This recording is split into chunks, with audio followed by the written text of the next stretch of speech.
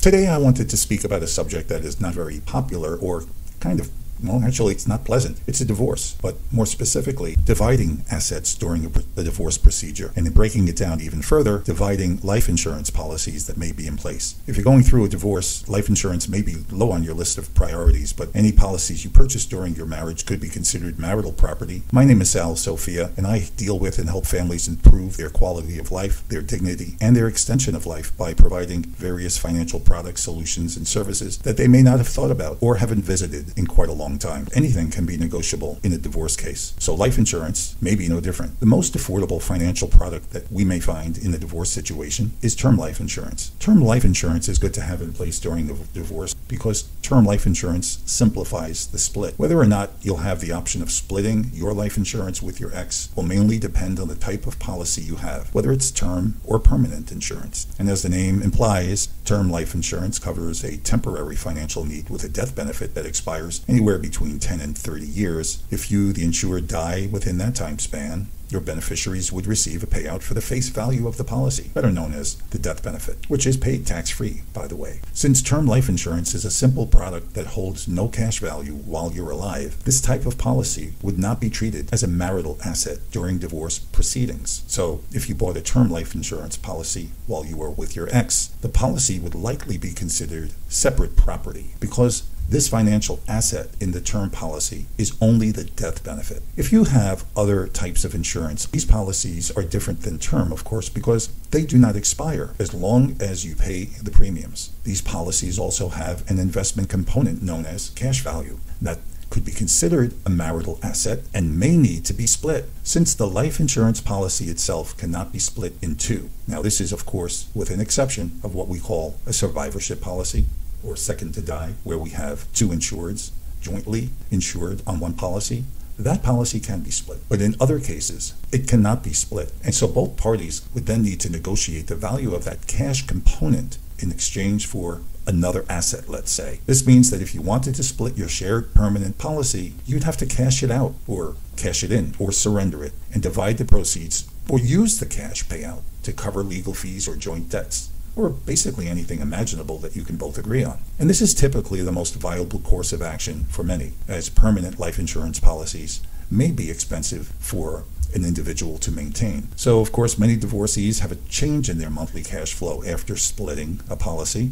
Taking the expensive monthly premium of a whole life policy out of the picture can help alleviate costs. Nevertheless, once that permanent policy is cashed out, each party should consider getting a term life policy to cover their own financial obligation going forward to perhaps a new spouse or their current or future children. If there are children involved, you may still have a financial obligation to your ex after the divorce settlement, or they to you. In these instances, there may be the need to maintain an existing life insurance policy or take a new one out in the ex-spouse's name to protect alimony payments, child support, and pension or retirement funds. A new policy may be needed if your spouse is in danger of not being able to cover their obligations to the kids, were he or she to die. Ideally, the spouse themselves recognize this vulnerability and is willing and able, perhaps, to pay for the policy, or at least agrees to do so as part of a divorce settlement. If that's not the case, though, you may want to consider taking out a policy on your ex to benefit you and your kids, even if you plan to pay the premiums.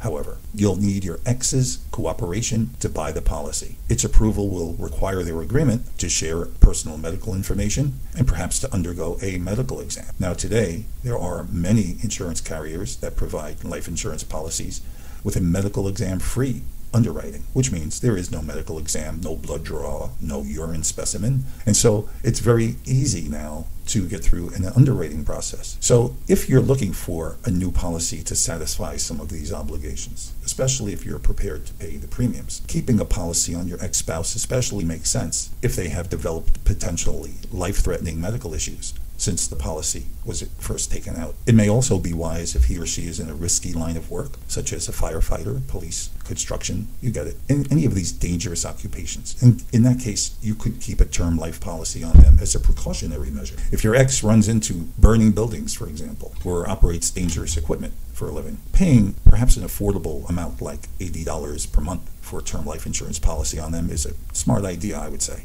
The decision on whether or not to keep a life insurance policy on an ex will be part of the settlement agreement in the negotiation. If the ex that is paying for the policy is comfortable with maintaining it, the policy can remain. If the ex has no interest in providing coverage, it will be impossible to keep the policy, as it has to be a mutual agreement. And once you get a divorce, you should aim to gain ownership of any policies your former spouse took out on your life, because only they can modify the beneficiary designation on the policy. And this is crucial. Even if you are the policyholder, the judge could allow your former spouse to remain as a beneficiary if you owe them such things as child support or alimony. Now, while you can name your children as beneficiaries, it can be complicated if they are minors. Therefore, you could establish a trust with a managing trustee that can help legally divide your death benefit between your children. This can be a good option when you don't want or cannot trust your ex-spouse with the responsibility. So with all of this legal stuff aside, if you and your ex need to purchase a new policy after your divorce, you'll need to determine if term or permanent life insurance is the best choice for you. Term life will cover you for a predetermined period and is a popular option for most people looking for basic standard coverage. But for higher net worth individuals, business professionals, or people with special needs or special need children, they could benefit more from a permanent policy. One of the most important things you can also do to stabilize your financial future when getting divorced is to plan for the long term. After divorce, before you make any big moves, meet with a financial planner, someone who understands the role life insurance plays in your larger financial picture. This should be a central part of your financial plan, and specifically, especially if you have kids. This is Sal Sofia. If there are any questions or concerns you may have about life insurance policies, the assets, how they can be split, how you may benefit from taking out a new policy and do it conveniently and affordably, give me a call. I'm happy to speak with you. My phone number is area code 561-459-0222.